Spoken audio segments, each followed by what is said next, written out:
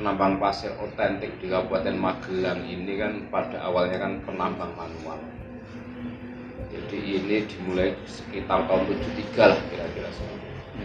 Dulu ada lahar dingin tahun 73-an lah yang sampai jembatan Kerasa itu putus sampai ke desa, jadi meluap sampai ke dusun-dusun pemukiman dan nah ketika itu pasir itu belum menjadi sesuatu komoditas yang hanya penting yang karena nek carane wong biyen iki arep gawe omah barangnya cukup dong ngeduk sekitar itu ada gitu loh. Tapi terkait dengan keberadaan penambang manual dan penambang alat berat itu selalu posisinya yang dimarginalkan secara itu yang penambang manual karena saiki penambang manual kan boleh izin kan satu regulasinya.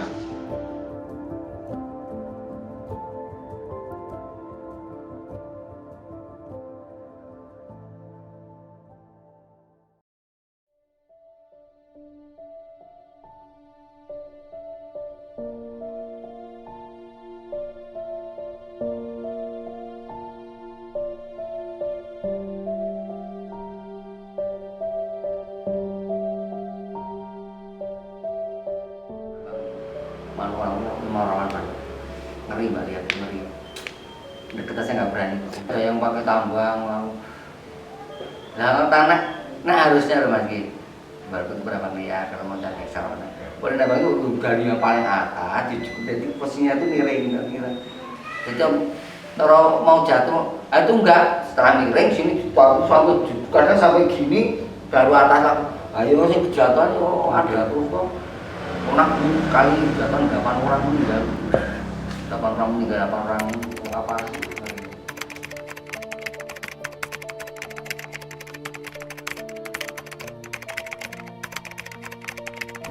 manual dan nggak ada yang di backup soalnya backup kan jalur setoran manual nyetorin kira mampu tau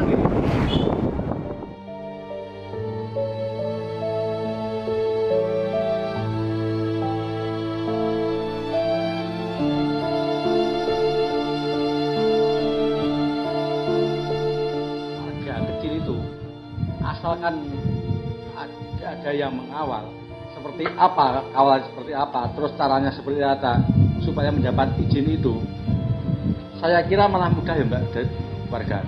Tapi takutnya maunya cari izin tapi takutnya putus di tengah jalan. Kendalanya apa? Karena kendalanya biaya. Sedangkan ya mbak alat yang di sana banyak di sana aja nggak ada izinnya sama sekali yo. Tapi penambang kayak gini dari mana mbak? Kalau alat nggak ada izinnya, wong alat itu menghasilkan uang yang lebih besar. Nah, kalau manual kan dananya dari mana mbak? Untuk mendapat uang yang lebih besar. Kalau menurut saya atau rekan-rekan pasti sama aja. Memang mau supaya tidak menyalahi aturan, nah, baik aturan negara maupun aturan pemerintahan di sini. Supaya apa? Supaya nambang itu bisa teratur, tidak menyalahi aturan, bahkan keamanannya bisa terjaga. Makanya kalau memang ada seseorang yang memang benar-benar kok merasa kasihan sama penambang-penambang, mbok iya seperti apa izinnya, terus caranya seperti apa, gitu aja. Nah kalau saya itu memang kayak maunya seperti itu.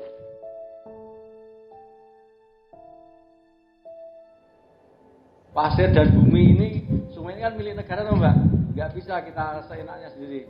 Tapi kenapa orang yang beruang kok seenaknya sendiri seperti itu? Sebenarnya yang anak-anak kecil seperti kita, teman-teman itu kadang-kadang cara ibaratnya orang Jawa, wong sing wong gede-gede we malah marai kaya ngono kok sing cah cilik kaya ngono ming korat-korat we diroroi, malah sing gua alat rusak kok ngono marah diroroi mah didiamkan aja. Itulah Mbak. yang menjadi apa cara-carane hati nurani kita yang bisa merasakan itu loh. Kenapa orang-orang besar kayak gitu kok malah dibiarkan? Karena orang-orang kecil kok malah kayak gitu loh.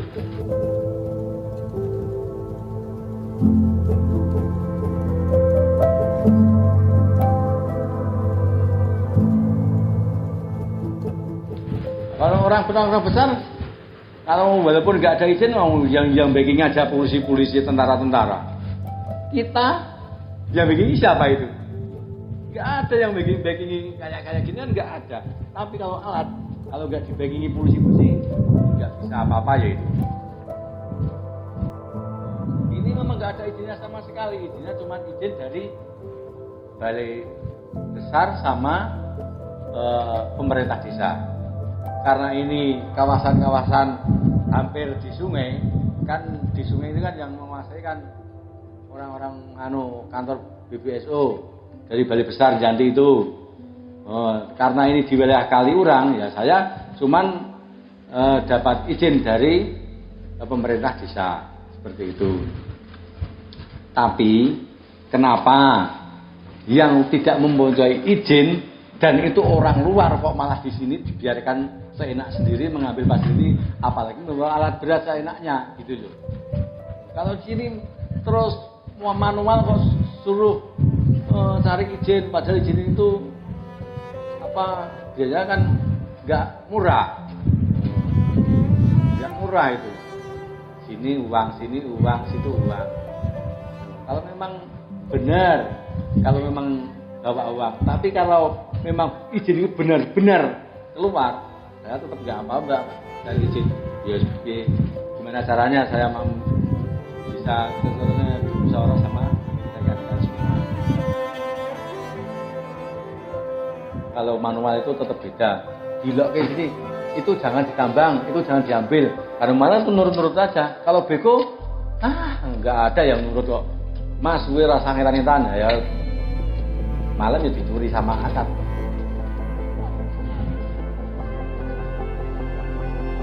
Siapa yang bilang? Itu karena undang-undangnya kan tidak bisa bicara. Ya dong Mas. Kalau undang-undang itu bisa bicara, terus menunggu mbak-mbak di sini, mungkin semuanya pada takut ya. Tapi ya undang-undang kan nggak bisa bicara apa-apa. Faktanya seperti ini di sini. Ini non stop ya, nggak ada katakanlah nggak non stop loh itu. Itu 24 jam ya. Iya itu. Enggak, ini sama jam 4, jam 5 udah selesai ini. Enggak ada aktivitas sama sekali. Yang mau nambah di situ, tapi siapa mbak yang mau? Tidak kelihatan sama sekali.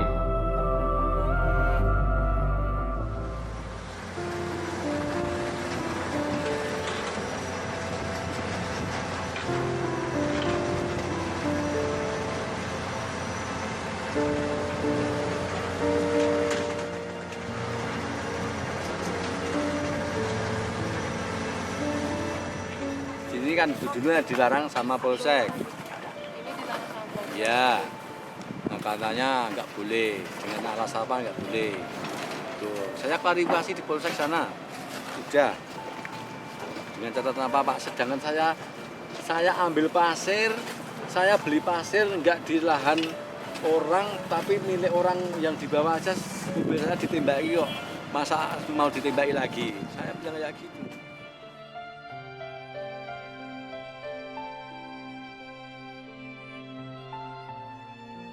Masukkan ke tempat perkebunan sekarang masyarakat pada takut ya, malah takutnya nanti pada mati ya. Itu kan perusahaan kan nggak tahu, faktanya seperti itu ya. Saya nggak mau tahu.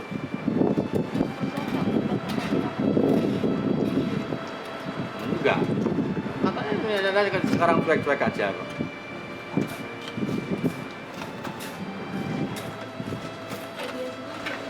Belum pernah ada mediasi ya. Sama sekali dari sekarang. Tahu itu kan satu. Orang-orang berpengaruh di sini kan masyarakat awam dan itu kan takut sama orang-orang seperti itu, enggak. Takut satu.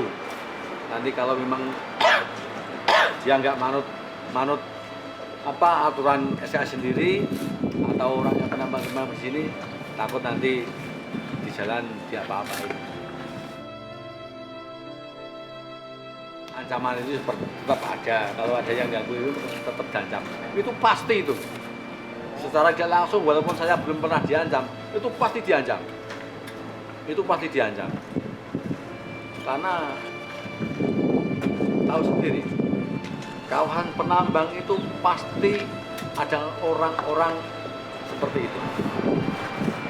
Pasti ada orang-orang yang bukan kewenangan penambang, tapi di belakang layar pasti membacking seperti itu. Itu pasti ya.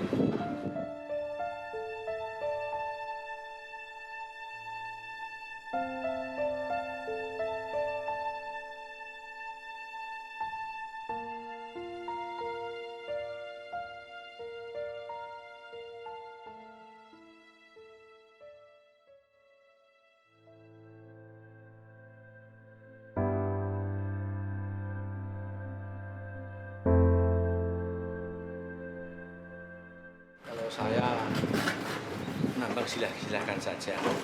Alur sungai silahkan diambil pasirnya atau diambil materialnya. Begitu juga itu karena hak. Nah, kalau bukan haknya ya jangan diambil. Nah, contohnya tebing itu kan bukan haknya. Nah, terus kalau staf desa atau milik warga. Kalau memang itu bukan haknya ya jangan diambil, itu aja. Kalau memang itu memang alur sungai silahkan diambil, nggak apa-apa. Wong besok-besoknya ya itu dialih material lagi. Silakan kalau memang mau diambil. Tapi kalau memang bukan haknya jangan diambil. Ya kalau memang itu memang ada izinnya, ada aturannya, ya pasnya dipaskan sama izinnya. Izinnya seperti ini, dari tebing ya seperti ini, dari kedalamannya harus seperti itu. Sampai di sini kan bisa kedalamannya seperti berapa meter, dari tebing kanan kiri berapa meter. Ini kan tebing semua disikat semua itu. Lah ini kan bukan bekas apa itu kan bekas bakat itu.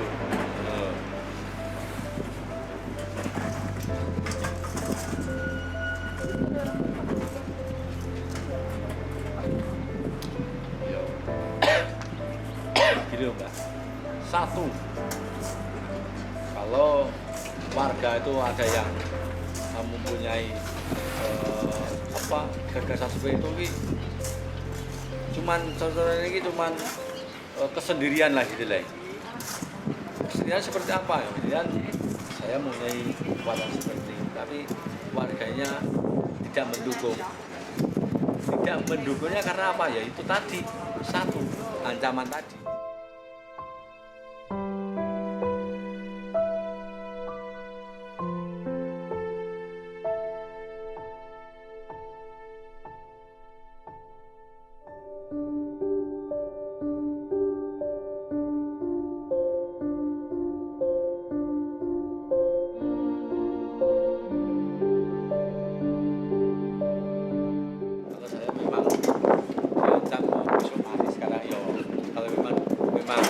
Matinya sekarang nggak apa-apa, kalau saya besok mati, kalau sekarang mati nggak apa-apa, itu sudah kodratnya kok.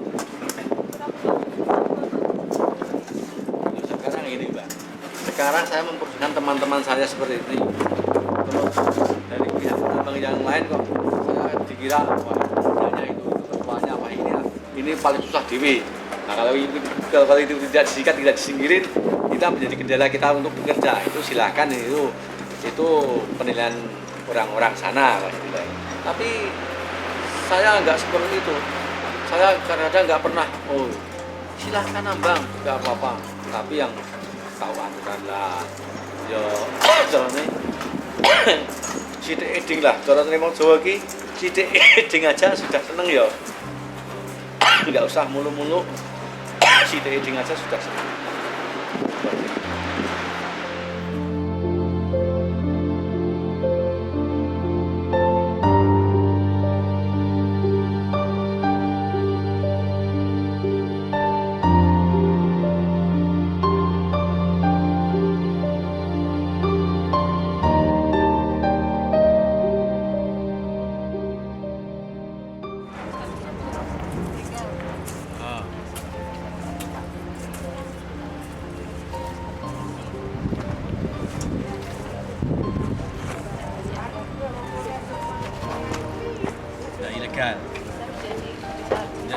dan yang lainnya.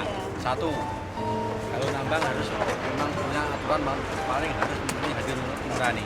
Harus tahu lingkungan seperti apa yang harus ditambang itu kayak apa dan di mana letaknya, di mana saat yang lainnya tidak merusak lingkungan sekitar. Itu aja. Kalau walaupun punya izin, kalau merusak lingkungan sekitar, apa artinya itu? Kan sudah nggak baik seperti itu toh.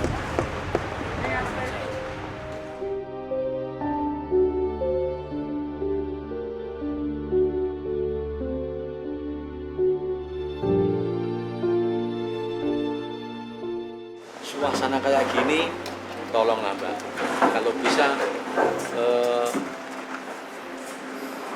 atau di-share atau bisa dibicarakan sama-sama orang yang berkenalan, keadaan sana itu memberikan seperti ini, supaya manut alurnya seperti ini, alurnya yang seperti ini, supaya warganya kerja yang nyaman, efek sampingnya ya bisa terrealisasi seperti apa, itu aja. Kalau orang yang nggak berpikir seperti itu mau mengadu siapa kan nggak bisa apa-apa ya Mbak, ya juga orang nggak berpikir sama sekali.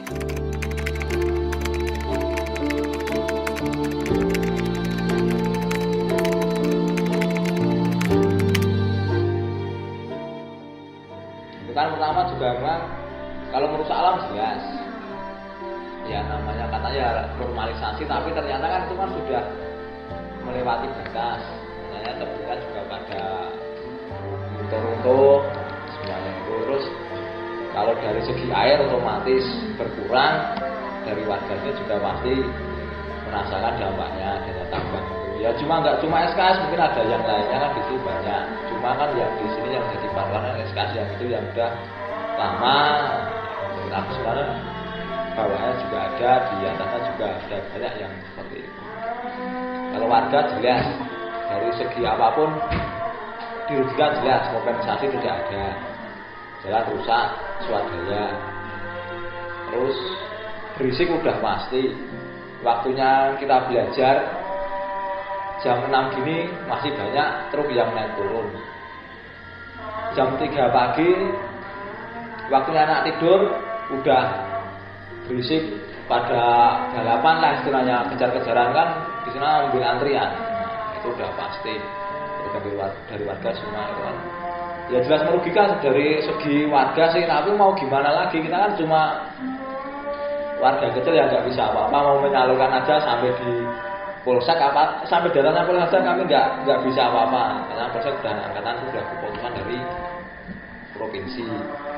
Sementara kami kan mau ke provinsi otomatis nggak punya jalur lah istilahnya.